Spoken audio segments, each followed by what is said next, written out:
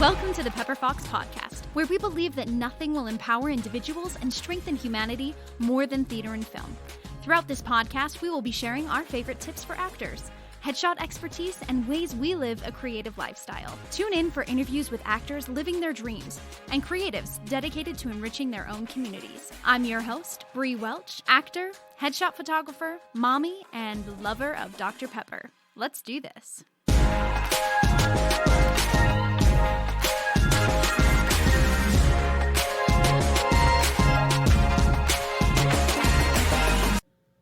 Hello. This is the third time we've recorded this.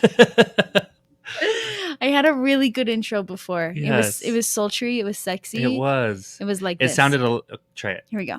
Hello. This is Bre Welch. It sounded a lot like my grandma. It was completely inspired by your grandma. Now I feel like you need to show them what Grandma Sherry would do when she answered the phone. Yeah, you would call her, she'd pick up the phone and say, "Good afternoon, this is Sherry." Or, "Happy holidays, this is Sherry." I loved it. We miss her. Yeah. Okay, today we have got Kelvin KJ Rhodes. Yeah. I'm way excited. Yeah, this is someone that you've never even met before. Never even How met. did you find him? My good friend Christian, we just were doing a show together. He was in contact with him and he sent me like a piece of a podcast he'd recorded, a different podcast, obviously, and was like, you need to listen to him. He just finished his thesis, and he is really eager to share it with people and to educate people, and he's incredible. And I was like, okay. And they'd worked together at the Lyric, which is a theater up in Logan in Utah. So he was like, you have to call him. So I did, because, you know, I care about you guys and I want you to have the best of the best. Yeah. Yeah. And I'm really glad that you're back here in the studio. I know, it's been forever since I've recorded. I've been gone for a few days. A few days. A few For a days. while. Oh my God. On a little mental health break. It was a journey. Yeah. Yeah. I went to San Diego with the kids and with our besties and just had a blast spending every day on the beach, having incredible food, like nonstop food, but it was all so good. Did you know that San Diego is like this awesome pizza town? Fun fact. Fun fact. Because like a bunch of Why? Italians moved there and made pizza. And so there's all these like little pizza joints. Sorry, you had a hair on you. Oh, I thank got you. it. Mm-hmm. Always taking care of me. Yeah. Anyway, so just incredible pizza, Yeah. incredible people, incredible views and beaches. And Oh, I missed you. I missed you too. But Mama got some days by herself. Yeah. And that does not happen very often. So I'm really happy about it. But getting back to the podcast, getting back to the meat here. Yes. Listen, this episode with KJ is so good. It's so good. I'm really excited to share it with you. And I want you to know that I left you a little Easter egg in there. A little. What? It's not like a really exciting one, but I'm excited now. oh, good. Okay. I realized during the episode that I made a racial mistake and I had said something and I kind of knew it when it came out. I was like, Yeah, oh, wait, like- that's not correct.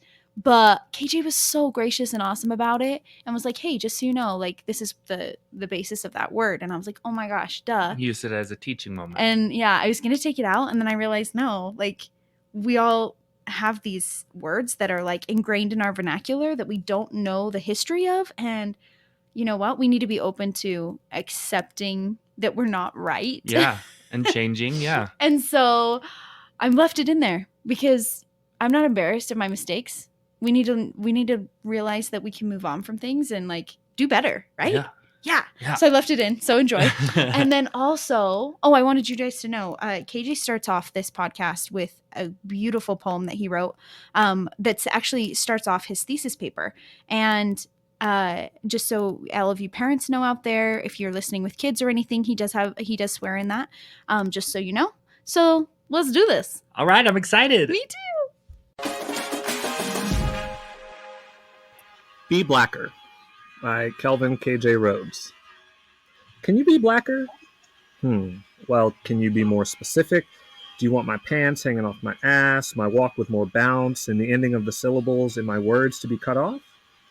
Maybe because according to the white is right society we live in, that is what being black means. So again, I say, can you be more specific? Do you want me to be louder when I sing? Do you want more soul? If that's the case, ask for it. Help me reach your goal. This list is as real as my life. It provides a tiny glimpse into what I have to fight. So take a step back and check yourself, because asking if I can be blacker might be lethal to your health. Thank you so much for sharing that. Of course. Hi, KJ. Hi, Bre.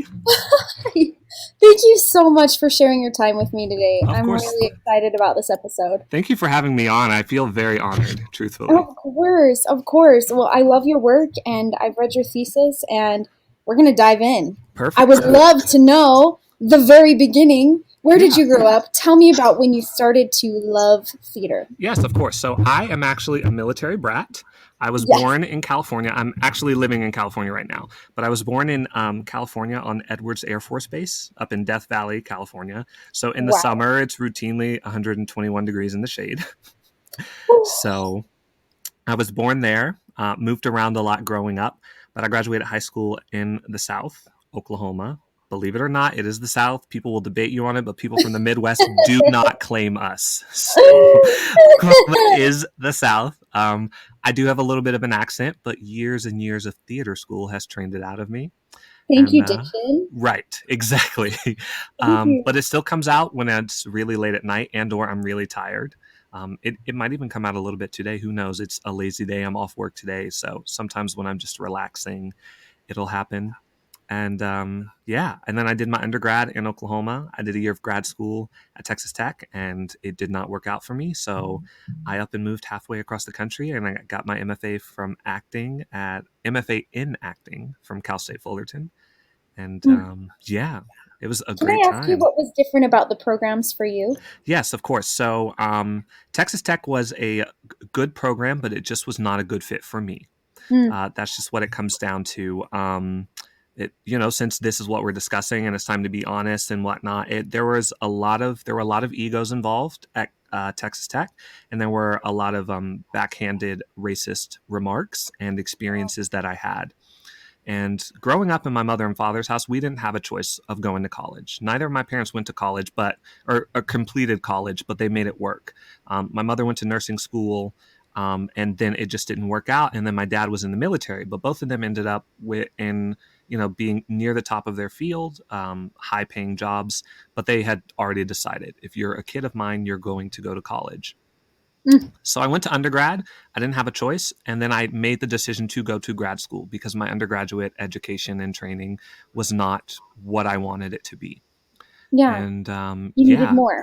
I did. I needed more. I was hungry for more. And so, I did a year of school at Texas Tech, and it just wasn't a good fit for me. There were a lot of egos. In my undergrad, we studied LESAC as the voice and movement style. And at Texas Tech, we were going to have to do the same thing.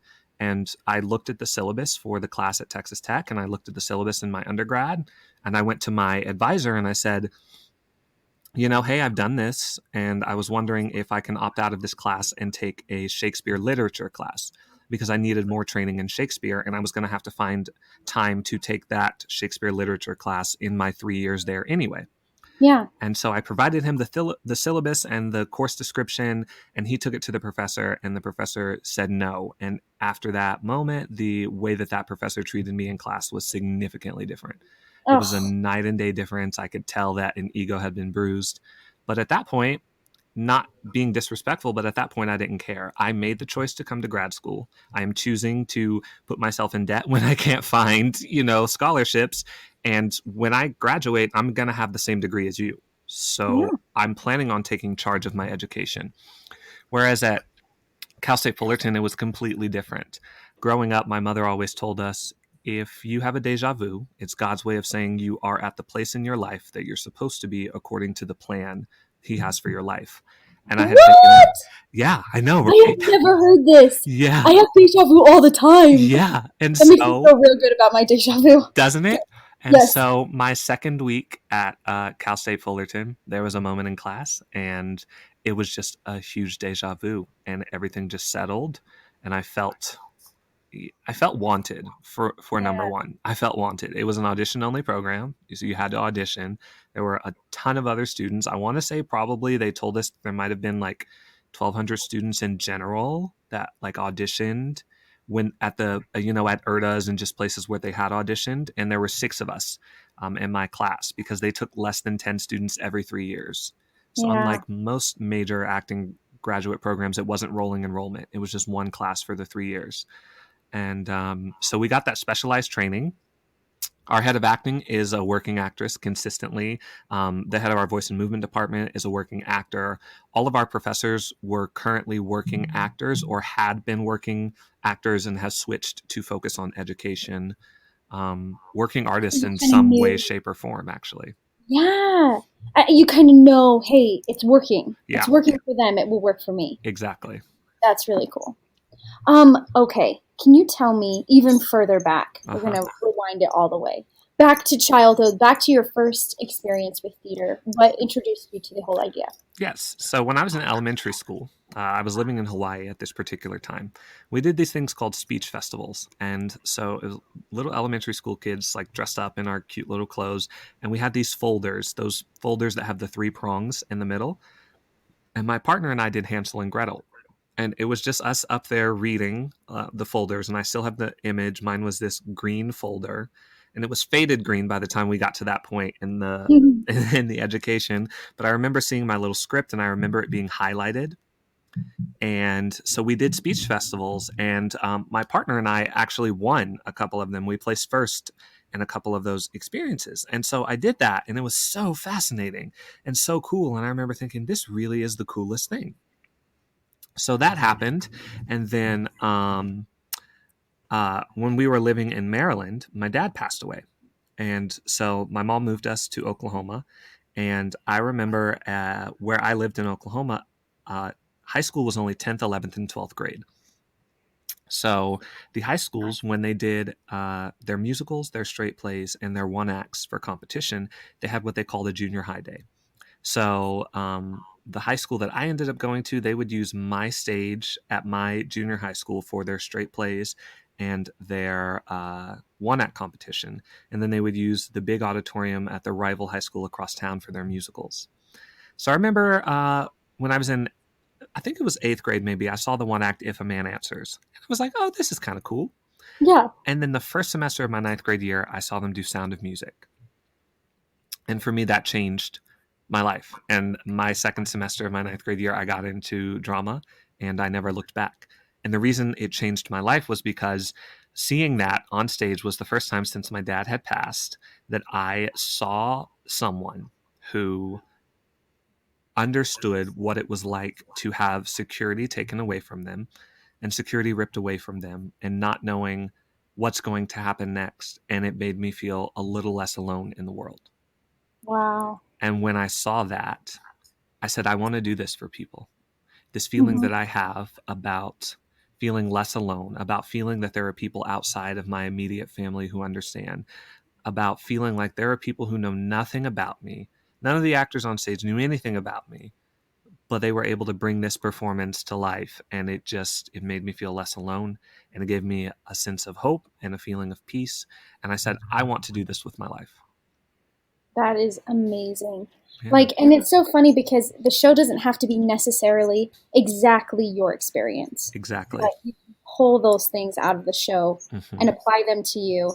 And how cool that it was Sound of Music. I know. And so, yeah, it was just fantastic. And at that point, I had only seen the stage production. I hadn't seen the Julie Andrews movie. So that was my first experience with Sound of Music, was seeing that show. Wow. And wow. Yeah. Live theater is powerful. It is, isn't it? It was just so amazing. And the colors and the music and the costumes. And I just remember having that feeling. And I said, I want to do this.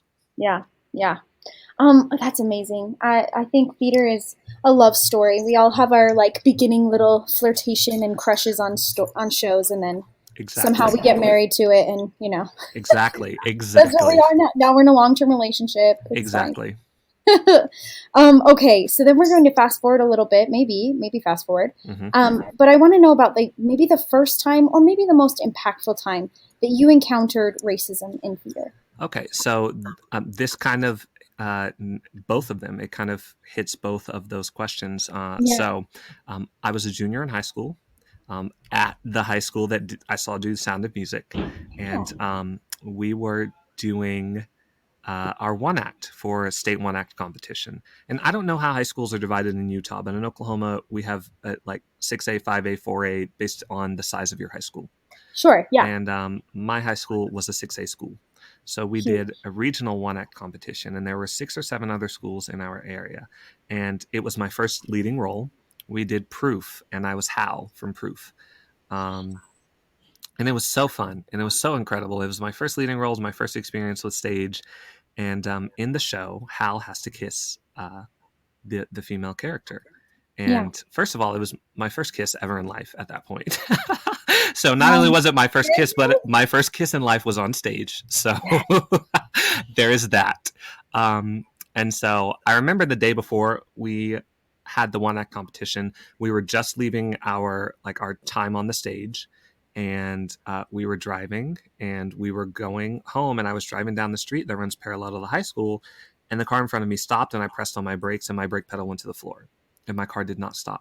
So So it hit the car in front of me, and so it hit the car in front of me, and then the car behind me hit me. I hit the car in front of me. The car in front of me hit the car in front of them. So the paramedics told me my seatbelt saved my life. They told me had I not had on my seatbelt, I would have ended up through the windshield. I had seatbelt bruising. That's how hard the impact was, and the seatbelt caught me. But the other 3 cars involved in the incident were all people that were part of the production. What? So not only actors on stage, but technicians and all of the above. So I remember getting up the next day and doing the show, and doing a show with seatbelt bruising and taking Tylenol and all of that spacey head. It was only Tylenol, thankfully, none of the heavy painkillers. And so we did it, and we got our feedback from the judges. And I remember the judge looking at me. It was a woman, and I want to say she maybe had dark hair and glasses. And I remember her looking at me and said, there are some people around here that would feel that you should go to hell for being a black guy that kissed a white girl on stage. Oh, what? And she just left it at that. And then went on and gave critiques to the rest of the cast and the rest of the crew and about the rest of the show. But that was her critique for me. That is shocking. And so it was heartbreaking. It was so painful. You've done all of this work. You've been through trauma. Exactly. And then to hear that she didn't see anything but your skin color. Yeah. And it was rough. And so I remember the actress who played the female co-star, I'm blanking on the characters' names, but she was also the president of our drama club. And I remember at our drama banquet, she pulled me aside and she got down on my level, because I'm tall now. I'm 6'4", but when I was in high school, I was still going through my awkward growth phase. And I remember her getting down on my level and pointing her finger in my face and saying with such conviction, I remember the conviction more than the words, but the words were something along the lines of, "Don't you ever let stupid people take what you want to do away from you. And you have such a gift, and it needs to be shared with the world." And I remember crying, and I remember her hugging me, and that, is what re-cemented. It's what gave me the oomph to decide I want to continue to do this. Yeah. Sometimes those things when we're told no, or we're asked to question what we're really doing here with these big passions that we have, sometimes are just the fuel that we need to just rock it. Yeah. And you've definitely done that. That's incredible. It's true. In reading your thesis, I loved your conversation with Brooke. She was the very first person you talked to. Yes. She talked about an experience in West Side Story. Yes. And I was going to read it real quick for my listeners to kind of catch up with us.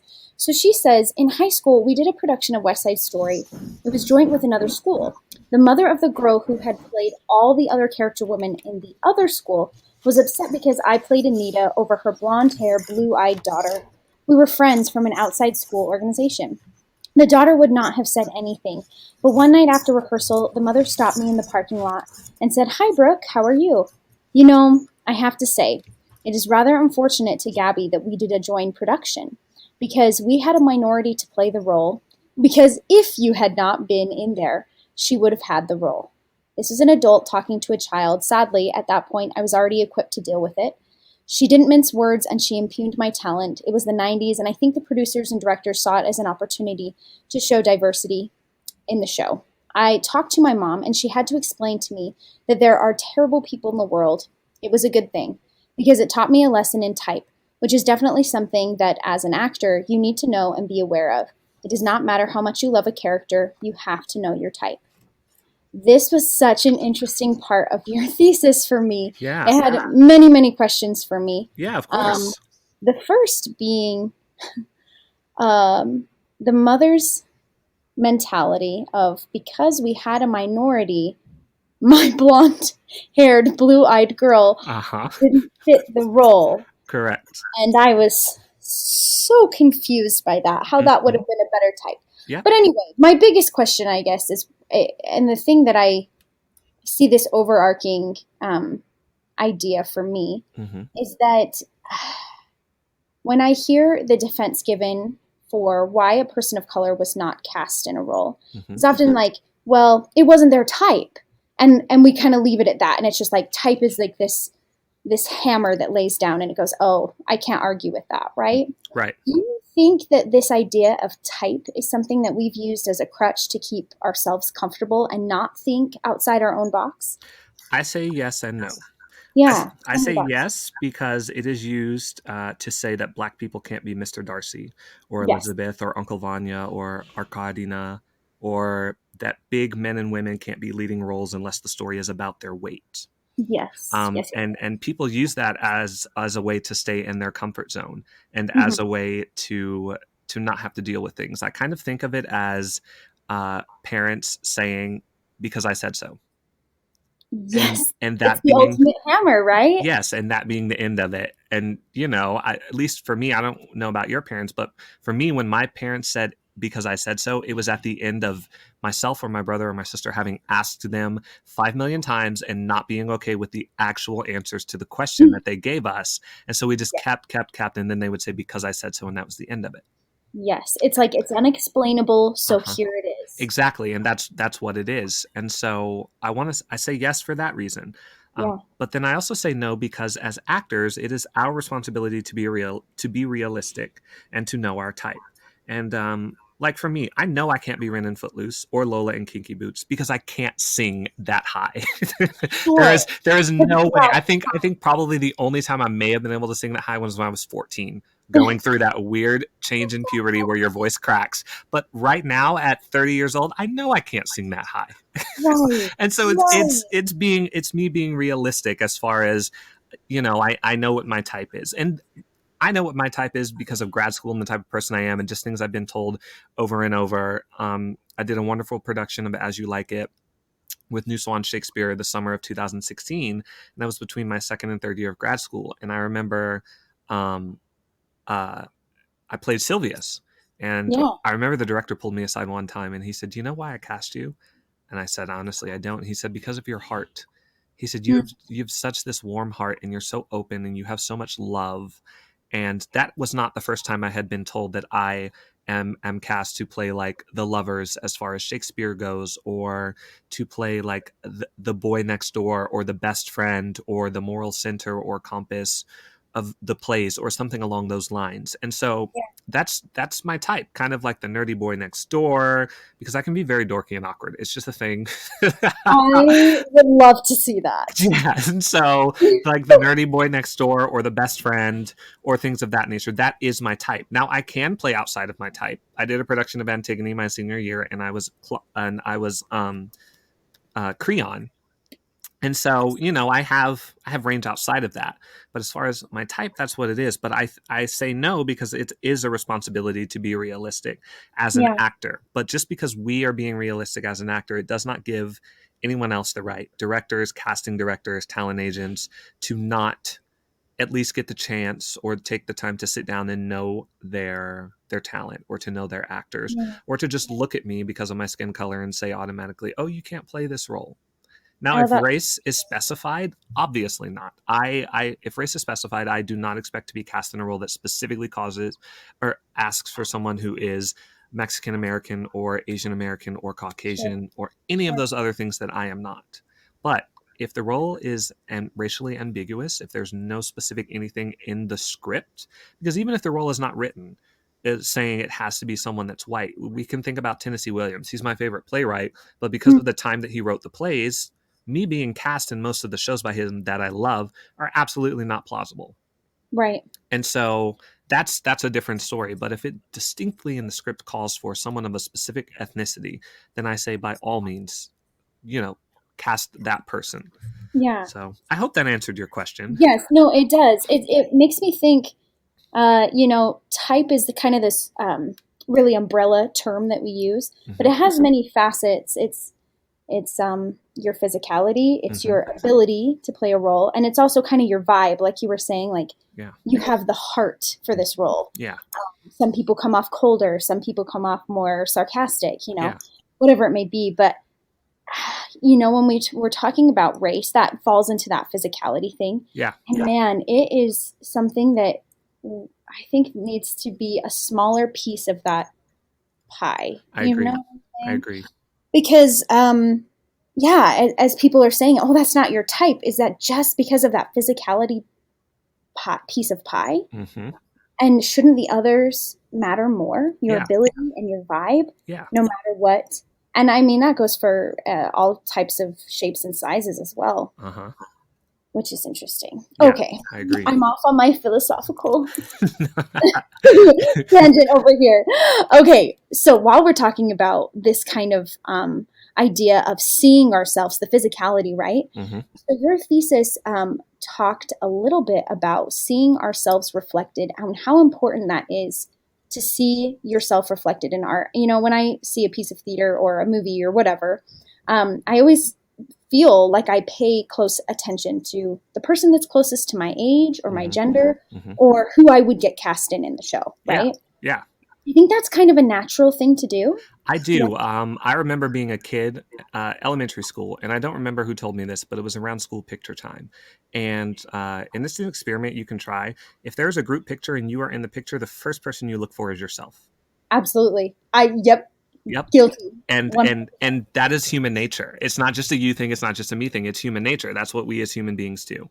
And we have that initial thought of, me. And then it's, figured out from various levels there, and different things are given, and, it changes. But, so yes, that was a very long way of saying yes. I love that. That's great. It's fascinating to me. So for white audiences, do you think that there's a benefit to watching stories that do not directly reflect ourselves? I do think it is, yes, because I think that anything can be a learning experience. And actually, part of the reason that I did the thesis, the way that I picked it, and the reason that I picked this particular thing was because throughout my time, I have experienced some things that are deliberate when people say them. But then other times, it's just people not being aware of this at all. And the microaggressions, correct? Right. Yeah. And me and my big heart, it's often a disagreement that I have with various people in my life, but in my mind, everyone is inherently good until you prove me wrong. And so maybe this is a bit idealistic of me, but then it's also been my experiences personally. But 60% of the time when I encounter racial backlash or something of that nature, it's because the person honestly does not know, and they honestly believe that what they are saying or doing is not racist. It's not harmful. Yeah. Yes. And so they think it's just a matter of fact thing. Yeah. And so that's why I think them seeing stories that are not them, or that are not telling their experience, is helpful. It can only be helpful to an extent if people are not willing and open to learn and to listen. But yes, I think it can. I think it's important. I think it's beneficial. I think it's definitely something that needs to happen. And granted, some of this is coming from my experience, because as a Black actor, I have been forced to watch so many stories that could be told through a Black lens, or that could be told with a Black perspective by simply casting a Black actor, and there are all white people on stage or all white people on screen, or whatever the experience may be. And so a little bit of it is, if I have had to deal with this all of my life, now at this moment in time with what's happening in the world, it is now time for you to have to sit down and strap in. And if it means you being uncomfortable, then that is something that needs to happen. Yeah, because this is what's happened to every other person of color for their entire life. Yeah. As a person of color, do you think that there are consequences of you not seeing yourself represented in media over the course of your lifetime? Oh my goodness. It is traumatic. It's disheartening. It's infuriating. And it does some serious damage. My undergrad experience, I felt that way. I had a professor tell me in class, you can't be angry that way because you're angry like a Black man and your character isn't Black. Oh my. And I never once had a professor in my theater educational career who was not white until my second semester of my first year at Cal StateFullerton. But every other actor, professor that I dealt with was white. And that was definitely disheartening. And even going back to my undergrad career, my first year, I was cast as a course member in Antigone. And then I was not cast again until my fourth year. And it was by a guest director, and I was still cast as the servant to the king. And the thing for me that was so confusing and so disheartening is I was receiving praise for my auditions, but I was not being cast. The feedback I was getting were great audition pieces, fantastic energy, great characterization, your stage presence is incredible, but I was consistently not being cast.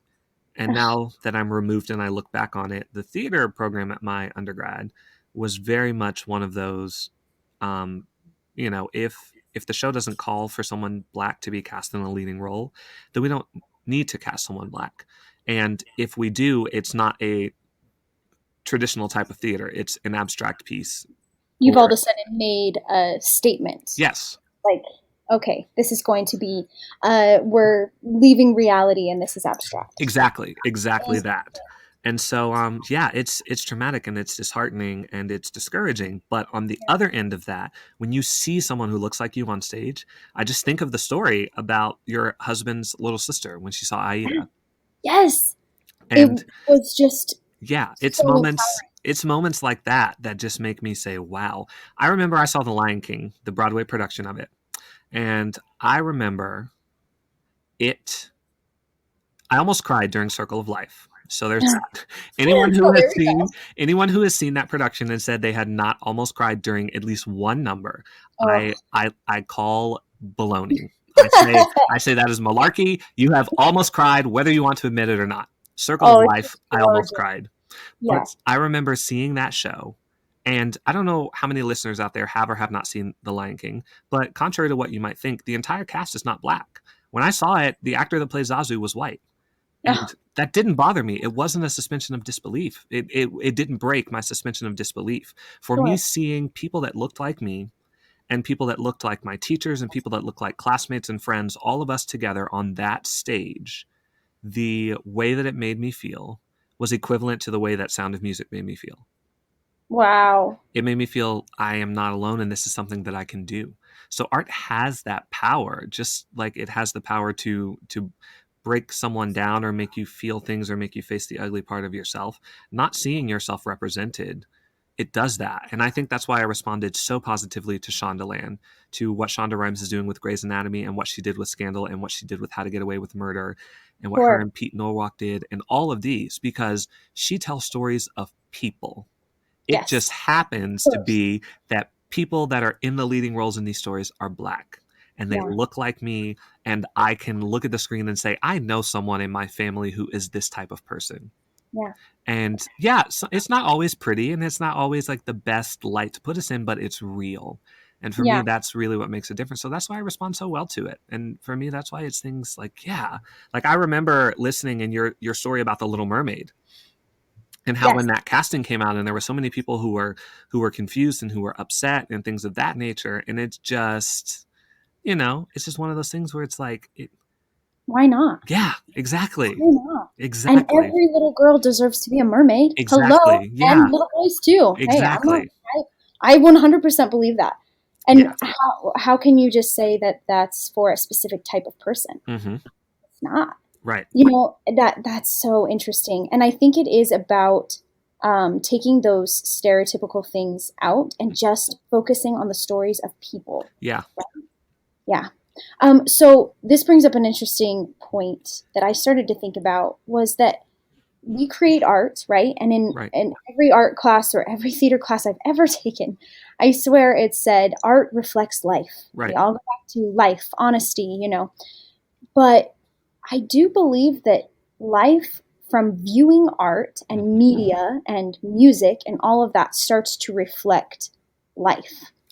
Yeah. You've seen this? It's kind of a cycle, right? We have our expectations and how we view a certain race or a certain type of person, and we go back to a story we remember from seeing it in the media that was acted out and written out by someone, that we go, oh, and either those things affirm what we know about a certain type of person that we're not necessarily, they're different than us. It affirms that idea or it breaks that idea. Yeah. Right? Yeah. And it starts to chip away. Yeah. So becoming aware of that cycle, it made me think about, what if we created art in the perfect, right? The ideal, the equality that we want. Will life start to reflect that, And that is why I truly believe that theater and films can change an entire society. Yes. And anytime that I do that, I'm also a professor. I teach intro to theater. Right now I'm teaching online, but I did once upon a time teach on campus before the pandemic hit. And I have been online now for about a year. But anytime I teach, I used to teach intro to acting for non-majors and intro to theater. And I tell people this, I say art is powerful. And to people, especially during this pandemic, I'm sure you've seen talk show hosts or read articles where people are like, well, I don't know why artists are worried or artists are struggling, or it's their fault because they decided to go into art or whatever. And I tell people that art is important. And anyone that argues, I tell them this. I say, look back in history at any major conflict, war, occupation, takeover, whatever it is. The conqueror, the first thing that they do is get rid of art. They burn books. They burn movies. They take out music. They close movie theaters. They close concert venues. They stop arts being taught in school because they know that art creates hope. And where there's hope, there's a chance for people to fight back and gain what they lost. Wow. So for you to sit there and tell me that art is not important, go back and look at all of that. Look, why is propaganda so powerful? Because it is a form of art. Yes. And so the first thing any conquering force or nation does is they take away all the art of that, native country, and then they either shut all art down completely, or they flip it and they bring in their art and their music and their propaganda. Yeah. And so, yes, I think it has that power to change, society, to bring it to people's awareness, for them to say, I've been seeing this, over and over and over again. And, it's time that I do something. What is my part? How can I help? Yes. And I think that is the big responsibility of being an artist, is that you are not only reflecting society, but you are reflecting back what you believe. Yes. And showing them, hey, this is what I think it should be. Yeah. And it is an idea spreader. It's an empathy spreader. That's really, really cool to talk about what the conquerors do. Yeah. I'm going to think about that for weeks. Wow. Okay. So I would love to talk about a quote that Keith Powell said, and listeners, you may know him as the character Twofer on 30 Rock. How cool. How did you know him? First, a professor in grad school. Because he came in and he spoke in a class that I took in grad school, and I was one of the few students that actually went out afterwards. I'm pretty sure we met so many amazing people, so I just want to make sure I'm not getting everything mixed up. Yes, who went out after class with that teacher and had dinner with him, and Jill, that I also interviewed, is actually his wife. So I got to go to their house, and I got to sit in their kitchen and talk with them and interview and have their experiences. And it was, Have you seen that episode on 30 Rock where he breaks down exactly what we're talking about, actually, I have about not. how No. they write Black characters. It's really fascinating, and it's maybe one of the first times I started thinking about it, because he is not your stereotypical Black person, and he's Right. a writer on the show, and he's very intellectual, and they make fun of him all the time for it. But it's cool how they bring it back into the show, to show that he's breaking down stereotypes and that he's still just as Black. Yep. And it's really, really cool. You should go and watch it. I will definitely do that. I'm a big fan, and now you're going to be even a bigger fan. Yes. Okay. So he had an awesome insight, that made me want to talk to you about your own experience with this. Yeah, He of said, course. being Black is its own character. Being white, you can be anything. Yep. Talk to me about that expectation that comes with being Black. And it goes back to your first poem as well. Yeah. So the first expectation that most people, at least in my experience, have off the top of their head is that I'm a violent person, especially a criminal, which is defined. That is the textbook definition of a thug. That is the first thing. And I've experienced it in real life. I have been walking down the street, and there are a group of white women walking towards me, and they cross the street to walk on the other side, or they hold their pocketbooks and they switch them on the other side of their body. I have been followed around stores by staff who think that they are being what's the word, incognito about it. Yes. And you're like, I see you. Exactly. So I'm either expected to be that, or I'm expected to be the Black person that can riff when they can sing. And I can sing quite well, but riff I cannot. No. Riff I cannot. And at the very least, I can't freestyle riff. If I listen to a song and I hear someone like riffing in that song, then yeah, sure. Excuse me, I can add that. But as far as freestyle riffing, I'm not able. I do not possess that talent. Yes. And I'm expected to be okay with playing a slave or a servant or a criminal or a Black person in need of a white savior.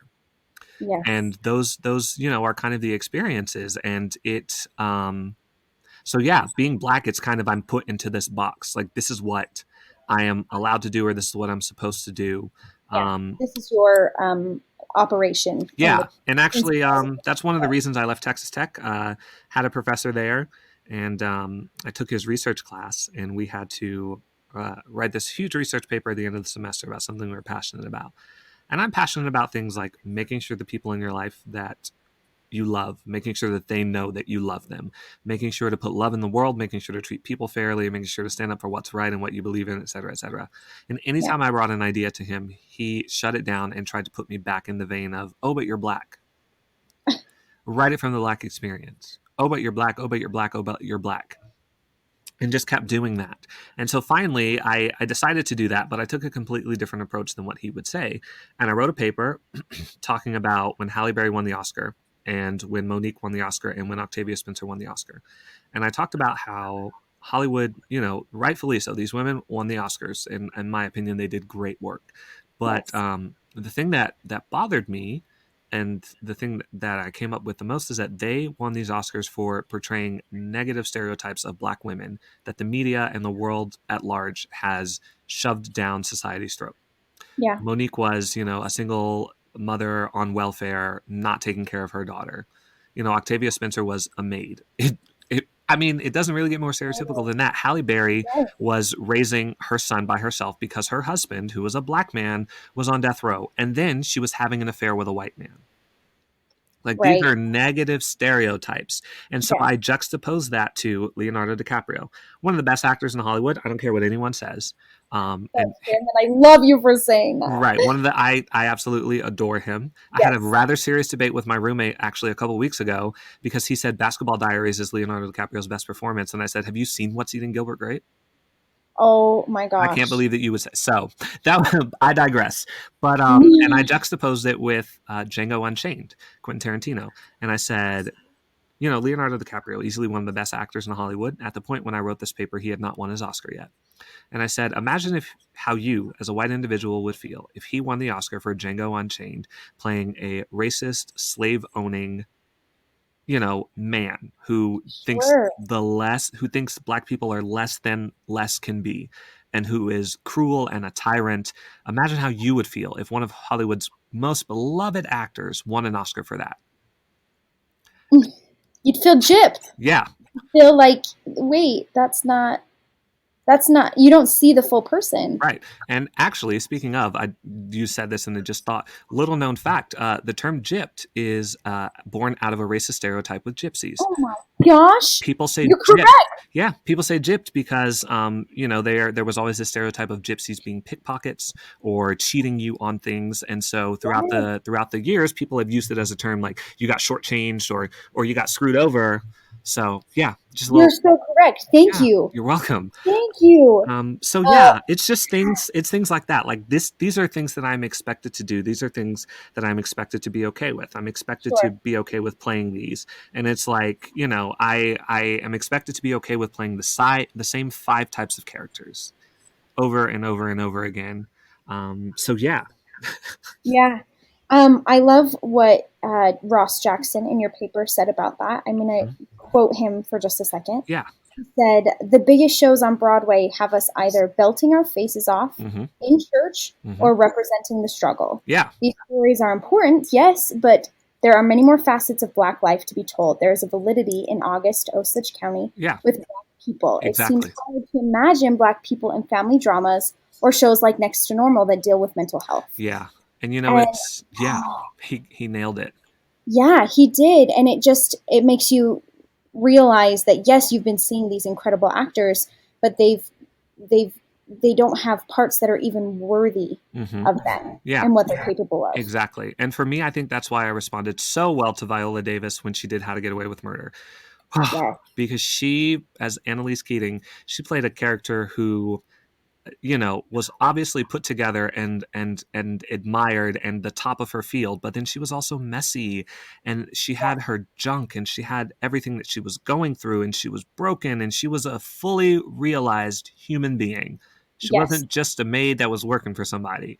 She was doing that. And I remember, I'd say maybe 2.5 years ago now, I remember tweeting, and I had just saw a commercial for some movie, and I forget what it was, but my tweet was, just once, I would love to see a Black movie that's described as critically acclaimed and groundbreaking and life-changing and one of a kind. Yes. Just once. I would love to do that. And so it made me think of, that. That's, yeah. The last thing that you asked all of the people that you interviewed, you posed the question, how can white artists respectfully interact with their fellow Black artists? Many of the people said, do your research. And I love this question because that's what I've been doing the last few months. It's been awesome. And I know this can be broad for many and just feeling like, okay, well, where do I even start? So I want to give them a little leg up. Yeah. I want to help them know what to Google, what to even look out for as artists in the community, what to look for, because I think just becoming aware of these stereotypes and these ideas can help you take action out in the world, which is amazing. So some of the things that I made sure to research after I read your thesis was color conscious casting. Yeah. The idea of the magical Negro. I had never heard of this. Yep. This was fascinating to me. Isn't it? And it's fascinating to me, and I'm Black. Right. And then you go, oh my gosh, it's literally everywhere. Everywhere. Because I think a lot of the time we hear a lot about the white savior. And I had never flipped it on its head for the magical Negro. I think we're gonna leave that a little open-ended for people so that they'll go and research it. Yeah, of course. I was seriously like, oh my gosh. Yes. And then I loved how you said interacting with or supporting Black artists. Yeah. Like literally researching that phrase. Yeah. Yeah. Yes. Is there any other recommendations or starting points? So, and you covered this and you made sure to cover it in the episode of the podcast that I heard, but color conscious casting versus colorblind. When I hear the words colorblind, as far as race goes, I get hot under the collar, as they say. Makes my blood boil, because to me, it seems like you're trying to be Switzerland. You're just trying to be neutral. So I'm going to say color blind because I don't see color and I don't this and I don't that. And that's all well fine and good and that's cute on paper, but you can't be Switzerland when it comes to race relations. You don't Yes. get that. Whereas when Yeah. you say color conscious casting, it makes me feel seen and included and heard, because you can not look at me and not see my color. Right. And I don't care what the intentions are. And that's something that I really have been struggling with here lately. A lot of things like intention obviously has a big deal. And especially as actors, we are taught intention, objective, any other word you want to think about. But the phrase, the road to hell is paved with good intentions, is for a reason. Yeah. And so it makes me think of that. So, but when you say color conscious casting, it makes me feel, like I said, seen and heard and important. Because saying you're color conscious is saying that you're aware of my skin color, but you're casting me in the role because I'm the best actor for the role, or because you are consciously making the choice to reflect the world. Because everywhere you look, there are interracial relationships and friendships and work relationships and patients and doctors and everything. And so you're saying you're aware of it, and it goes a long way. And so, yeah, when you say color conscious, that really, for me, it makes the difference. Yeah. I think as far as research goes for major theater companies or small theater companies, artistic directors, casting directors involved in those theater companies, when you decide that you want to bring in a director that you've never worked with, I would suggest this. I would say sit down and look at the last 10 shows that that director did and look at the content of those shows. And then after you look at the content of those shows, if the shows were appropriate for color conscious casting to be applied, figure out how many actors or actresses of color that they worked with or how many they didn't.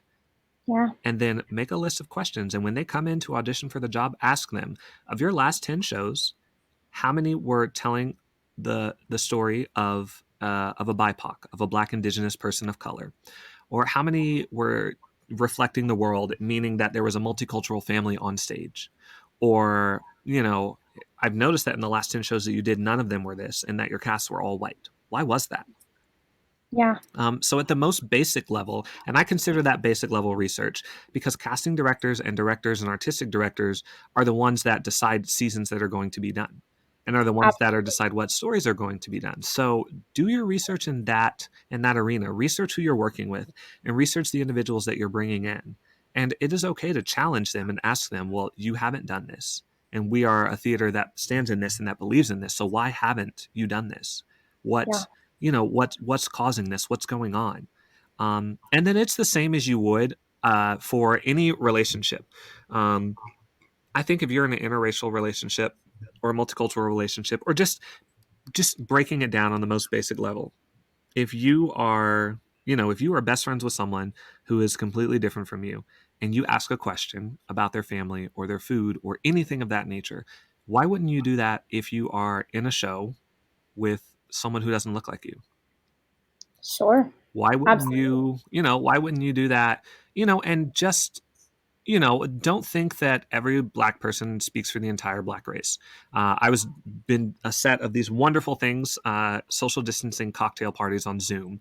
And the guy that hosts it, is this wonderful guy named Will, lives up in New York, and he created this game, and it's so cool.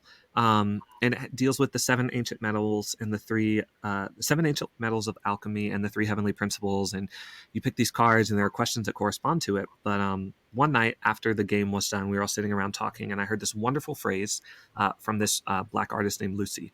And she said, "I have a PhD in Blackness when it comes to my experience."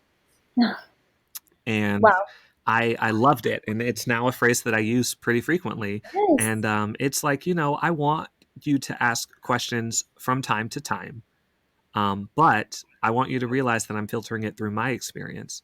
And I want you to realize that a good portion of the time, if you ask me a question about race and or something, I'm going to ask you why you want to know. Yeah. Because the internet is a vast, wonderful, beautiful thing. Encyclopedias are incredible. You can, almost any question that you would think about asking me, if you're not asking about my experience particularly, but if you're asking about it as a whole, wanting me to speak for the entire Black community, then miss me with that and go sit down and type into Google or Bing or whatever your preferred search engine is. So to boil it down and to get an answer to your question, those that are in power, casting directors, artistic directors, etc., do your research when it comes to the people that you bring in to work with. All the way down to from the top all the way down to, for lack of a better phrase, the bottom. And if you're doing a Black show, it needs to be black all the way around. The director needs to be black. The stage manager needs to be black. All of the designers need to be black. Lighting, hair, costume, sound, makeup. Everyone needs to be black if you're telling a black story, and it's a black experience, because it matters. I can't tell you the number of times I've worked with designers who don't know how to work with my skin or my hair. Oh my goodness. I can't. It's ridiculous. Right. And I can't tell you, the number of times. There have been a few times where I've had black stage managers on productions that I'm doing, and it just makes me feel taken care of on a level that having a white stage manager, it has not made me feel taken care of. It's just that nice little thing. So if you're going to do a black story, a Hispanic story, an Asian American story, and I mean, try and get as specific as possible. Like if you are doing a story, about a city in Mexico, then do your best to try and make sure that everyone that's involved in the show is Mexican, because someone who is Mexican is distinctly different from someone who's Ecuadorian or Brazilian or Venezuelan. And it's the same. Like, and a black American is someone who's completely different from a Jamaican American. Yeah. And try and be as specific as you possibly can, because I promise that it will make all of the difference. So, and now I realize I sound like an acting teacher. Specificity is key. But it is. Hey, that's why you're here. That is why. Your specificity. Yeah, specificity is key. So be as specific as possible. And honestly, if you're not sure how to get what you want from the actors, I did a production of Parade. It was absolutely beautiful. If you don't know Parade, it's a beautiful story. You should do the research behind it. You should listen to the soundtrack. It's incredible. And I remember one time I was singing a song, and I remember the director saying, "Can you be blacker when you sing that?" And so if you don't know how to get what you want from your actors in regards of, don't just look at us and say, "Can you be blacker?" Pull us aside and sit down and tell us in your mind the vision that you have, and ask us what we can do. And I mean the both of us can do to help you get to that point. Yeah. If you are wanting that, then, sit down and help us and figure it out. But don't just, especially not in a rehearsal setting in front of everyone else, don't just look at us and say, "Be blacker," or "Can you black that up some more?" Don't do that. Sit down with us and talk to us and admit, "I don't know. And I know that this is where I want you to be. And I don't know how. I don't know how. And I want to learn, and I want to be better." Right. Yeah. I think it has to do with the specificity, right? Mm-hmm. It's not just this whole overarching umbrella term of blacker. It's, hey, I need more core. I need more strength. I need more whatever. Exactly. But there are so many more. We're creative people. Exactly. We have so many more adjectives. Right. And I tell people this, and another way to look at it is, just like there are white individuals who grew up very privileged and don't know what it's like to be in a trailer park and don't know what it's like to be redneck, there are black individuals who grew up and don't know what it's like to live in the hood or to deal with, gang violence all of the time. So for you to assume automatically that all of us know the same thing, and you look at us and you say, "Be blacker," that does not mean the same thing for everybody. No. So you need to make it as, again, going back to specifics, you need to make it as specific as possible, because I'm going to have a completely different experience and a completely different understanding, and my PhD and my blackness is going to be completely different than someone who grew up in Crenshaw or someone who grew up in Compton, but it's also going to be completely different from someone who grew up in Beverly Hills. Totally. Or, upper East Side New York, or, Connecticut, or all of these places. I think what I want people to take away from this is, just as diverse that white culture and white community is, black culture is the same, if not even more. There are black people in every corner of the United States living every different kind of existence. And when you look at it and you say, well, yeah, there are white people that are, for lack of a better phrase, rednecks, and then there are white people that are middle upper class, and then there are some that are social climbers, or that grew up in a neighborhood and they were the only white person, and all this and all that. It's the same thing for black people. There are black rednecks. There are black, there are black people that grew up on the East Side. There are, black people who are middle class, but there are black lawyers, and there are black doctors, and there are black scientists, and there are black, athletes, and there are Black athletes who play because they enjoy the game, not because they were just like, oh, well, I'm Black and I'm really good at sports and I want to get out of the hood. Right. You know, don't assume you know. Exactly. There are, we want to play, we want to be those roles, I would love at some point, to play a role like Mr. Darcy or to play Mr. Darcy or, one of the great roles in Chekhov or Ibsen or Strindberg or any of this, if it is open to any race, I would love to be considered for it. Yeah. Yeah. Especially, when the story has nothing to do. Exactly. And then also something I think that a lot of people don't understand is my experiences and how I grew up are going to inform how I play the character. Yes, and they should. Like, that's authenticity. That's honesty. Exactly. And the way that I approach the role is going to be completely different than the way that Christian approaches a role. Because we have two different backgrounds, and, we grew up completely different. And there will be some things that are the same, We both have, worked at theater companies in Utah. So there's going to be some sort of something there. We both have loving families and we're close with our siblings and our parents, and we're both men. Even just on a basic level, there's going to be some sort of that. But from there off, it's going to branch and be completely different. As it should. Yeah. Which is the beauty of it, right? Exactly. This has been such an awesome conversation. I agree. I would love to have you back sometime, but we are going to definitely wrap it up today. Of course. I want to know, as an artist, as a professor, what's next for you? So I actually last week just finished teaching a 6-week intro to theater course online, which a lot of information to put into 6 weeks. That is. And so my fall class starts on the 24th of this month. So is that going to be online as well? It's going to be online, yes. Awesome. And so I teach exclusively online because when I interviewed for the job, I let them know I'm a working actor. And they said, we want you for that reason. And they have been very supportive with doing everything that they can to keep me because they enjoy me teaching and I enjoy teaching, but then also to allow me to live my dream. So I've been very blessed when it comes to that. I love that. Because it really does. It says so much about a professor who's actually working and out there in the field and know what's current. Yes. I am currently working on a book of my poetry. I am a poet. So my goal is to self-publish and record my own audiobook for that. Yes. So I'm currently working on that. I'm in the process of getting my website updated. Awesome. And then when I get my website up to date and published, I am going to apply for a few talent agencies because there are a few here in Southern California that are looking and that are interested in representing Black talent. Awesome. I'm so excited. Yeah, that's what's going on for me. Sometimes people think that COVID just ruined everything, but you're thriving, man. Yeah. And then I also want to get into voiceovers as well. That's why we're recording today. You can work on all your recording techniques. Exactly. And so I'm going to go ahead and get that. I'm going to go ahead and update my profile on ACX and, re-record my auditions and go from there. Yeah. Is there anywhere we can follow along? Any social media? Yeah, of course. So I'm on Instagram, all lowercase at I_do_art, one word, _in_stuff. STTUFF. Yeah. It's so specific. Yeah, I do art and stuff. Specificity, as we were talking about before. Yeah. And so I cook a lot. So stuff that cooking is posted on there. But then also I've been sharing a lot of my experiences with what's happening in the world as far as George Floyd and everything with Black Lives Matter and just my grieving process and my healing process.